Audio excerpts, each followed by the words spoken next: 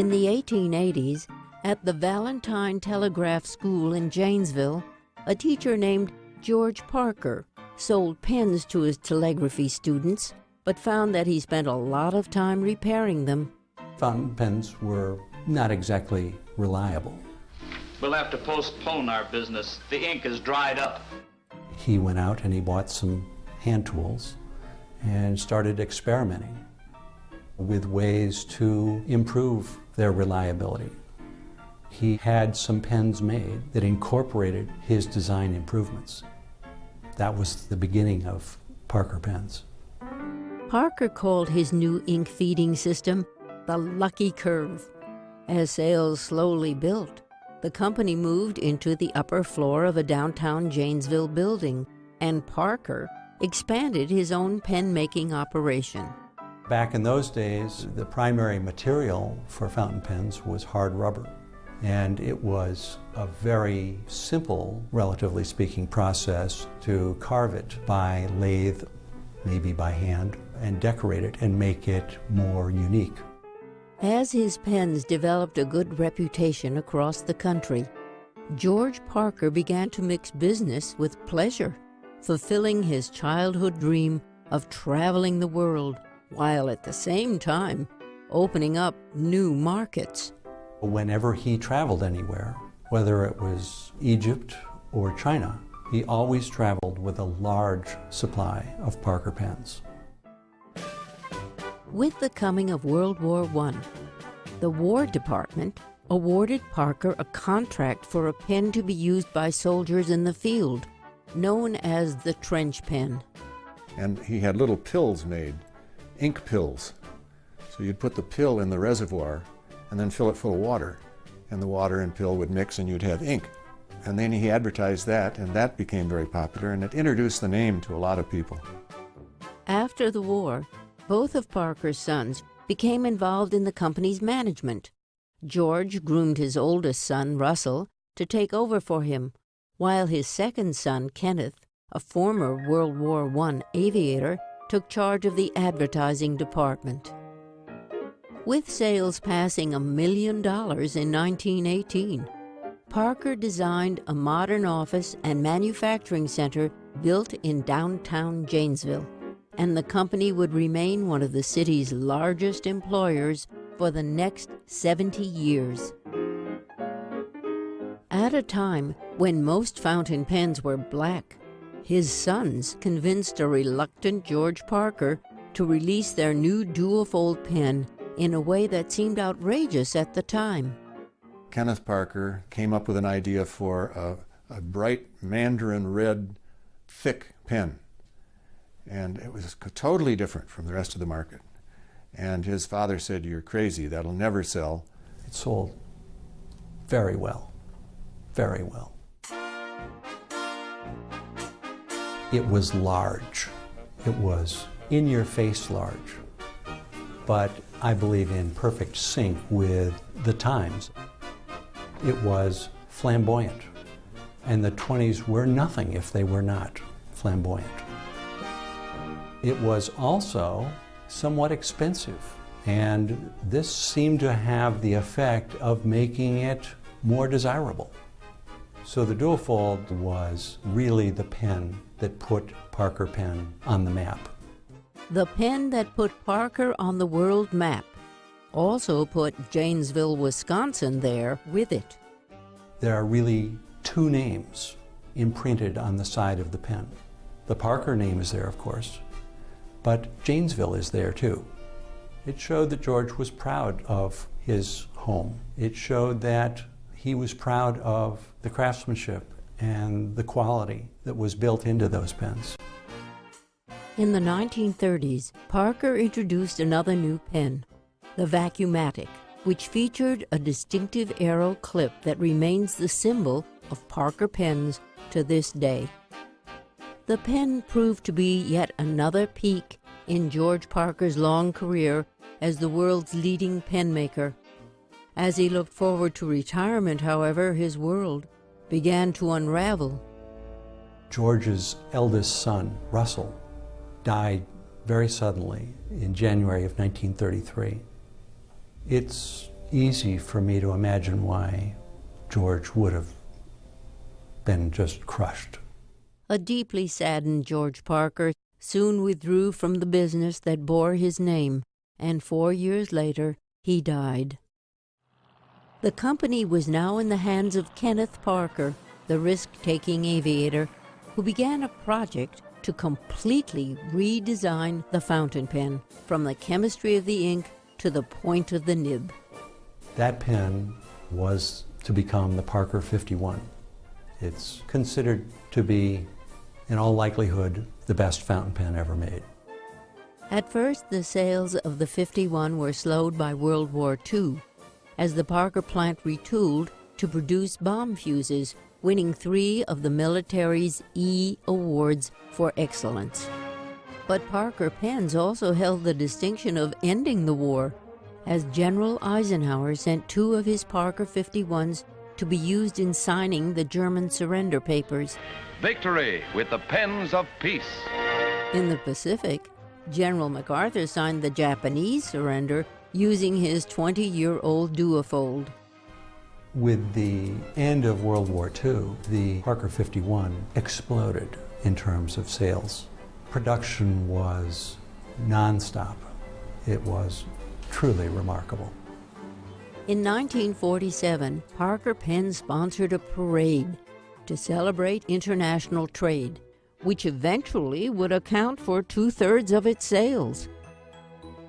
In the 1950s, the advent of carbon copies had even the Janesville police switching to a new kind of writing instrument, the jotter ballpoint. Get the jotter made by Parker with the T-Mark. Where else can you buy so much pen for $1.98? And it's a Parker.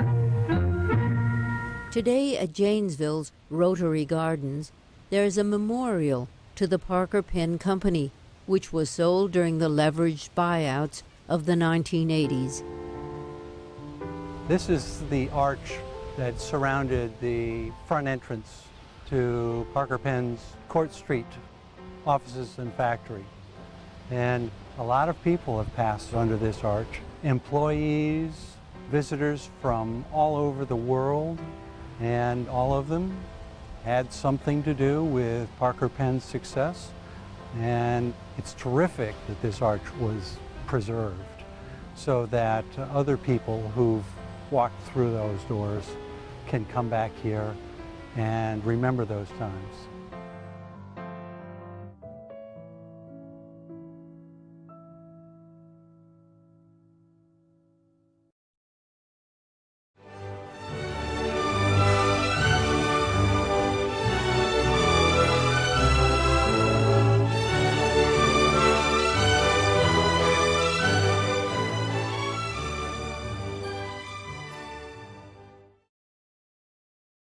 The archway over the front door of the Parker Pen Factory on East Court Street, seen here, now resides at Rotary Gardens.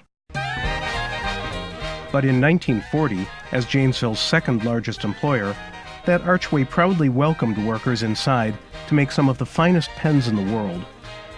Parker Pen was already an international success. As early as the 1920s, George Parker had made extensive world tours, establishing a network of overseas distributors for his products. When this footage was taken inside the Parker factory, the best-selling Parker model was the Vacuumatic, introduced in 1933. The Vacuumatic was popular because it could hold more ink than other pens. In fact, it held over twice as much as Parker's famous Duofold pen, a pen that would be reintroduced in the 1970s as the Big Red. The Vacuumatic also marked the first appearance of the Aero-style clip, which has since become Parker's most identifiable trademark. In 1939, a small blue diamond was added to the top of the Aero clip, signifying that the pen was guaranteed for life. In 1941, a few months after this footage was shot, Parker introduced the Parker 51 fountain pen, named because it was the result of research conducted in Parker's 51st year. It was so different from conventional pens that Parker promoted it as being like a pen from a different planet. The Parker 51 became such a success that Parker could not make enough of them to keep up with the demand. Parker at one point even took out advertising apologizing for the shortage. In countries outside of the U.S., the Parker 51 was literally worth its weight in gold. Parker Penn's factory operations later moved to a larger facility on Janesville's north side, which was dubbed Aero Park. Parker's headquarters remained in the building seen here, which was extensively remodeled in the 1970s to become the One Parker Place building.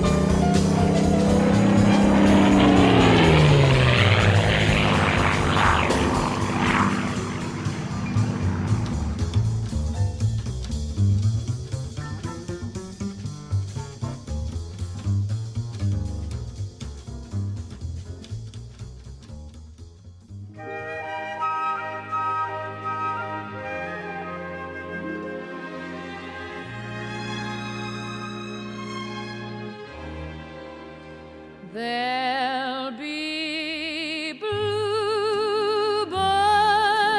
over the white cliffs of Dover tomorrow. Just you wait and see. There'll be love and laughter and peace ever after tomorrow, when the world is free. The shepherd will tend his sheep, the valley will bloom again, and Jimmy will go to sleep in his own little room again.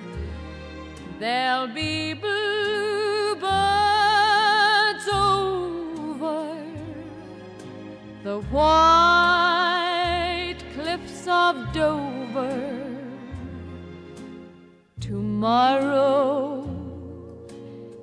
just you wait and see.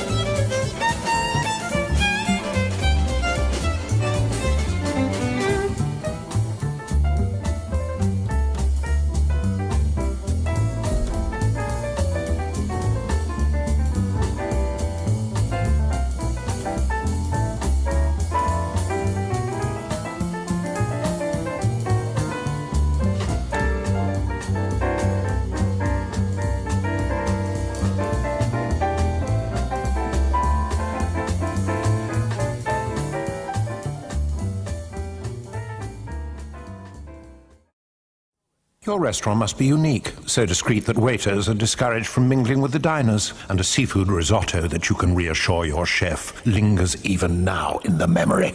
The Parker Duofold, guaranteed for a lifetime of self-expression.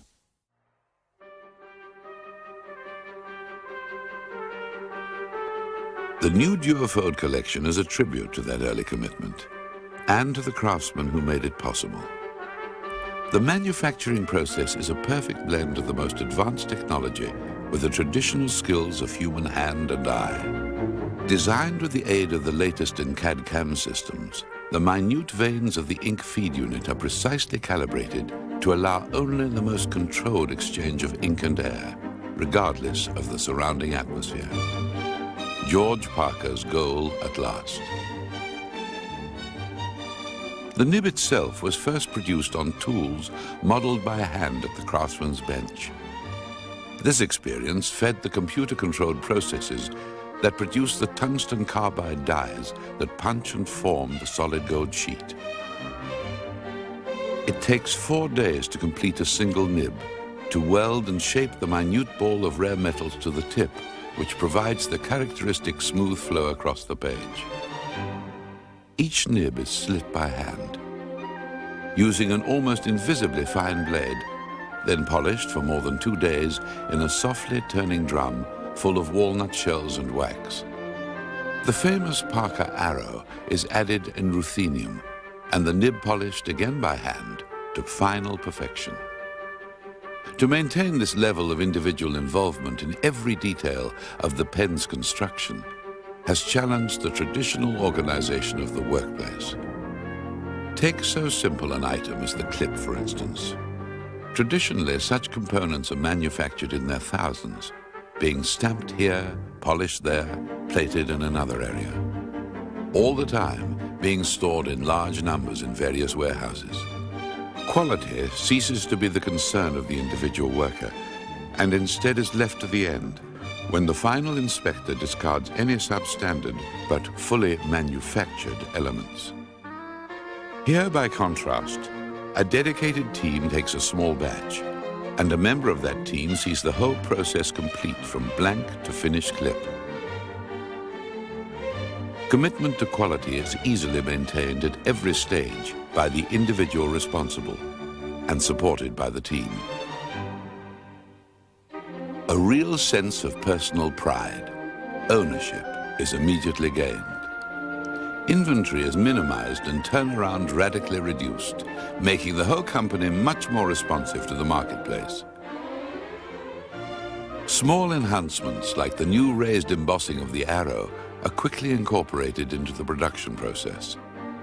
World-class manufacturing for a world-class product.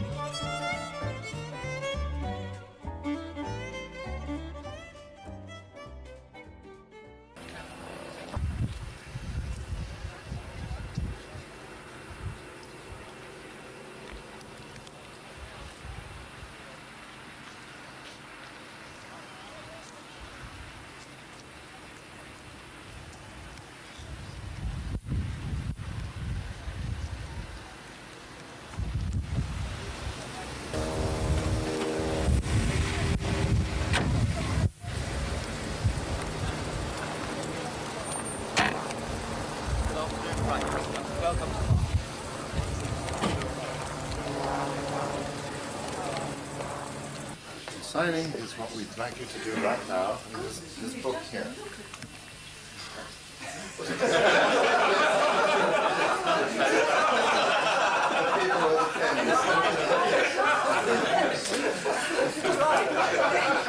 As large as you like.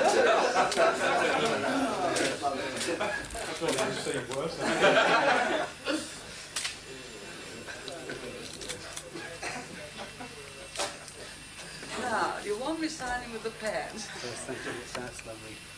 Super. Thank you, friend. Right. Thank you. We will show you some. Following on from... Yes, right. Thank you. Following on from Australia, I'd like to show you how we use the customs plants or other areas.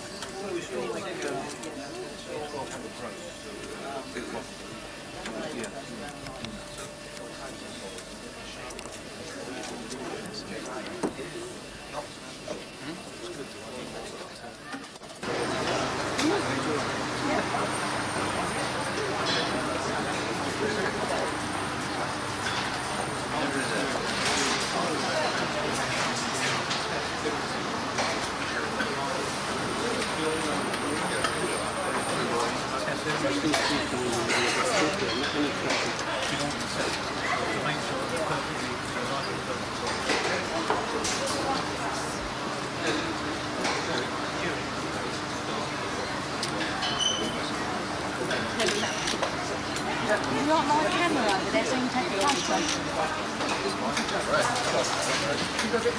Yeah. Yes.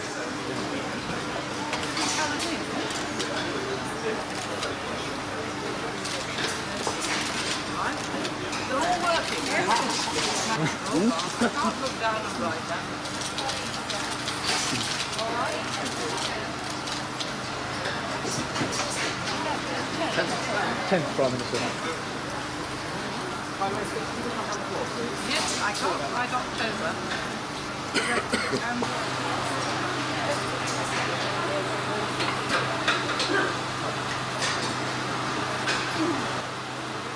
It's a great occasion, and it's very good for us here to know that of the 100 years, 60 years of them have been in Britain. I was thrilled when I read the story of the company. For me, it was always a great ambition to have a Parker pen when I was young. And it still is a habit to sign with one. Indeed, I signed those certificates, you'll be delighted to know, with a duofold pen that was given to me at the Toronto Economic Summit. That's rather good, isn't it? Summit of the top 7 countries, and I signed, given a pen there, and we signed a certificate with them. I noticed that you had a management buyout from the United States company. I noticed too that whereas the company under its other ownership was making a loss, you've turned it round to making a really good profit. I know the effort that went into that. I know that you have to have superb design, superb manufacturing, excellent marketing, excellent administration, and above all, the greatest possible cooperation and spirit among all the people who work here. And you've got it all. I'm just as delighted as you are that you're now working for a company which, through your efforts, makes a pretty good profit. Because everyone wants to know that they're doing well, and that is one of the signs of success. It also means that there is a great future, because if you've got a profit, there's plenty to plough back to invest for the future, and that too you are doing. There's another very special reason why I should be pleased that you make a profit. It gives the Chancellor of the Exchequer something to tax. Once again we can say, British is best.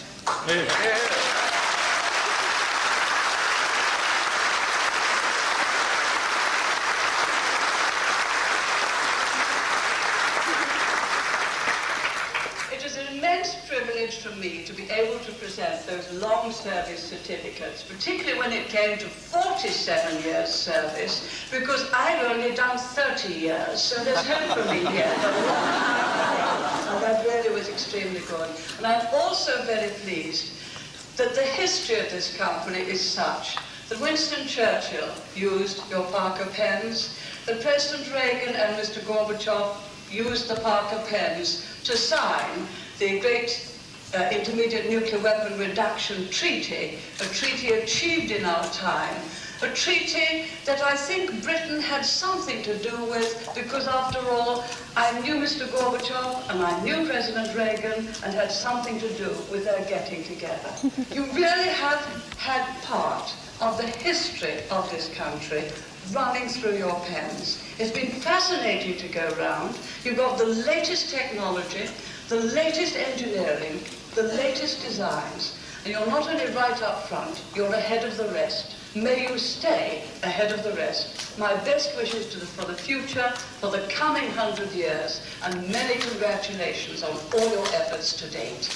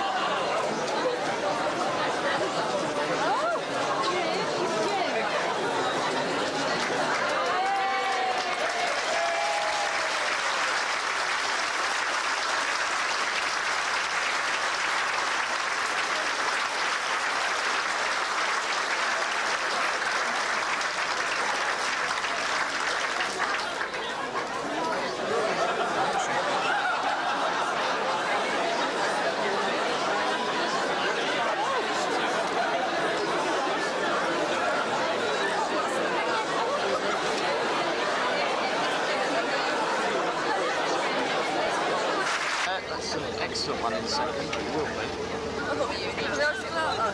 That's all right. I'll probably look like a midget. No, you're all right. Everybody stares at that one.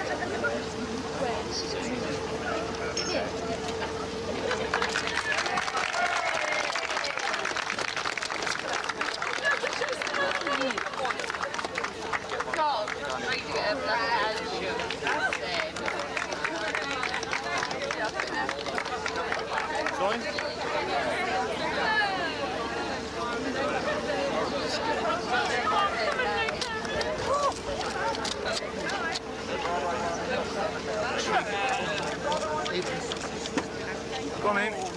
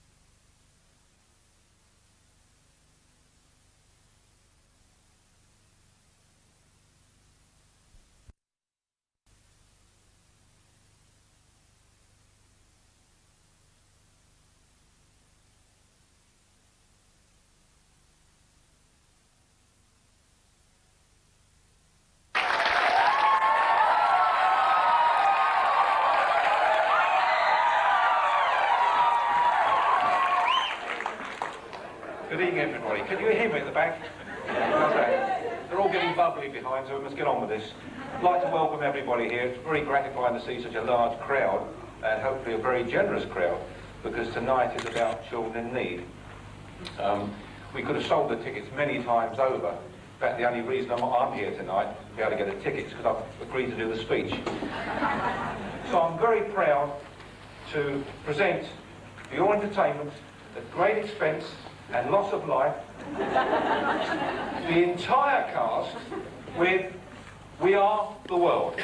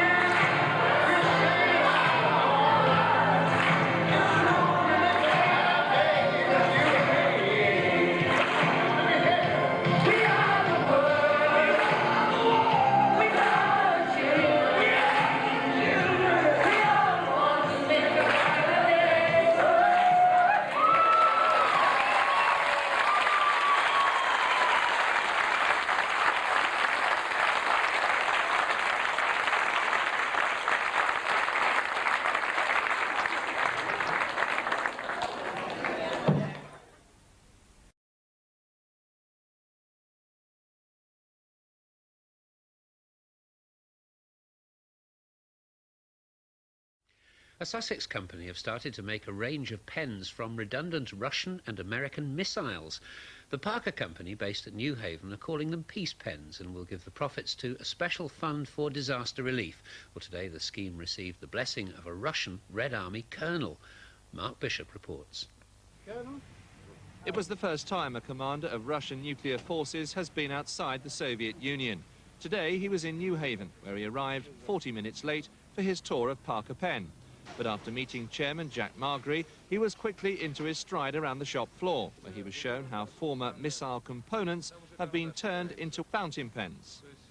Well, it may look like a piece of old bathtub, but it's not. It's part of an old SS Pershing missile. It's been smelted down into one of these ingots, and then after it's been smelted even more, this is the end product. A wonderful fountain pen, £185. Through the help of an interpreter, Colonel Kalugin said he was pleased that the Russian SS-20 and American Pershing missiles were now firing blanks and raising money for a good cause. He thinks it is a wonderful thing that we turn missiles into pens. Finally. And it is very peaceful and very honorable. All profits from the sales of the special pens will go to the Memorial Fund for disaster relief. Colonel Kalugin now has his own Parker pen. He does have 6 others, but they're all Russian, and not one of them, he says, has a hidden microphone. Mark Bishop, Coast to Coast, New Haven.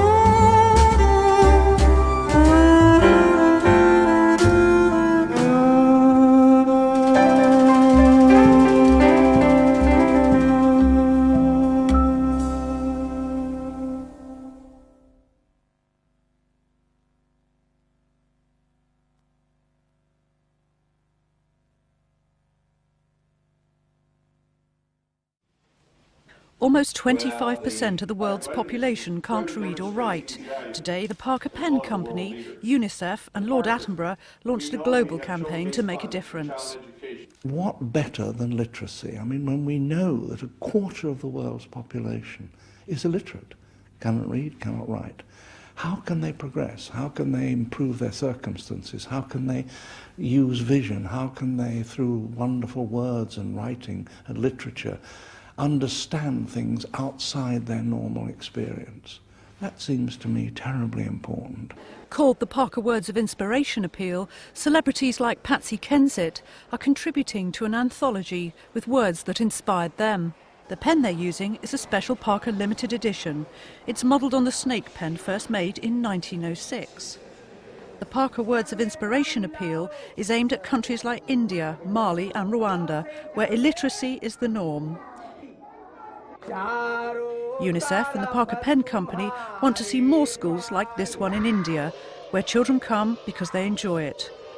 Or like here in Rwanda, where the School in a Box programme provides emergency supplies, while makeshift classrooms try to bring some semblance of a normal life to the youngest victims of war. The Parker Words of Inspiration anthology and the snake pen left by courier to tour the UK before leaving for Europe, where a host of celebrities have agreed to make inscriptions. The anthology will be auctioned in New York in October with a collection of the limited edition Parker snake pens. All the money raised will be given to UNICEF to develop children's literacy education.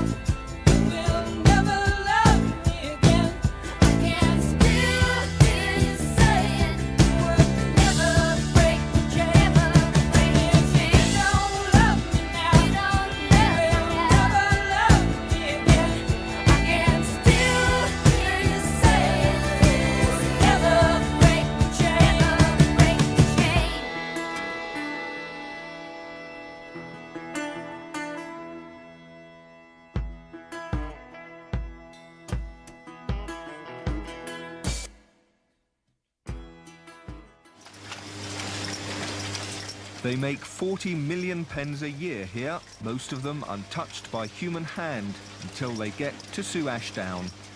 This job is called spotting, and basically all I'm doing is checking the nibs and making sure there aren't any defects, and then we write a test with them to make sure that they're writing okay, nice and smoothly, got a good ink flow through.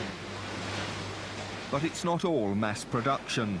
The 18-karat gold nibs are still made by hand, using techniques which haven't changed in 50 years.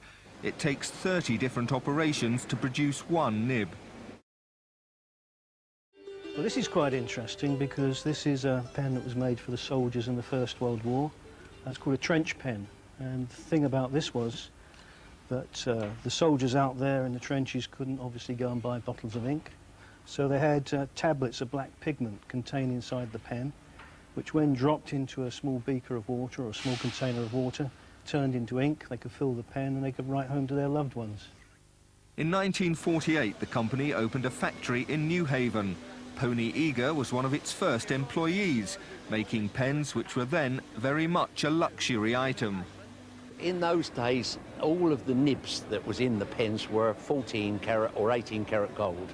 So when I used to go out in my best suit on a Sunday afternoon, I had the cap in my top pocket with the clip on it, but nothing underneath it. Then, as now, the company employed large numbers of women to do the delicate nib work, One of them was Pony's wife, Pearl. They were the only people in the factory who used to be issued with protective clothing. It wasn't to protect them, really, it was just to absorb any dust or anything that came off the gold nibs. And at the end of the week, all those overalls and caps would be thrown into the wash basket and they would be laundered in a special laundry room, and the washings and the sludge would go into a great big tank. And every 6 months, Johnson Matthey would come down and collect that sludge and take it back to their factory and extract the gold from that sludge.